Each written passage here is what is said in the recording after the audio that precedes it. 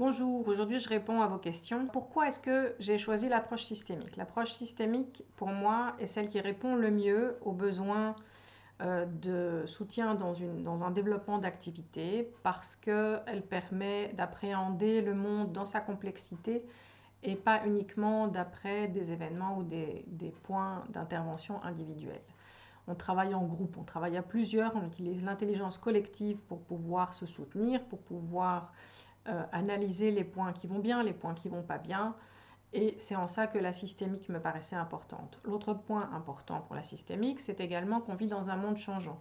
Et travailler avec la compréhension de ce que c'est un système et comment ce système peut évoluer, c'est être capable ensuite de se dire, voilà, mon activité, elle va être amenée à changer.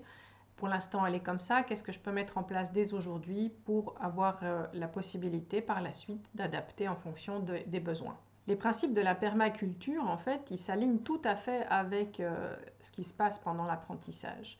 Un enfant, il observe et il interagit, c'est comme ça qu'il apprend. Or, ce sont les principes de base de la permaculture.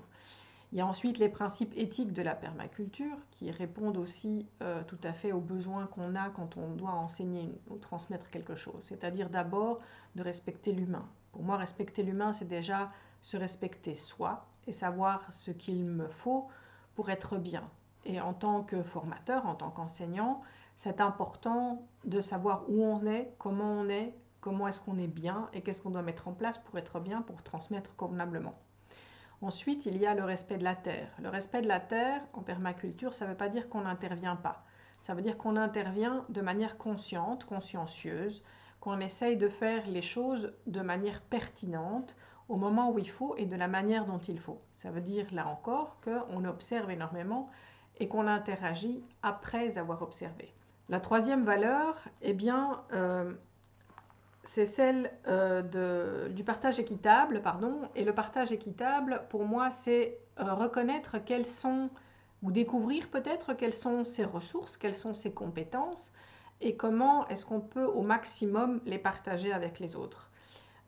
Et c'est en ça que toute personne qui a un message à transmettre ou qui a un accompagnement à proposer met à disposition ses talents et ses compétences. Et pour moi, voilà, c'est le premier pas vers le partage équitable. Tout cela est tout à fait chaperonné par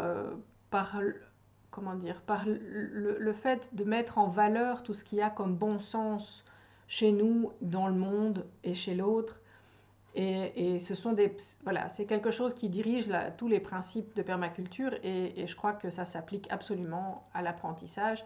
Et c'est pour ça que j'ai décidé de les mettre en application dans mon accompagnement pour votre activité.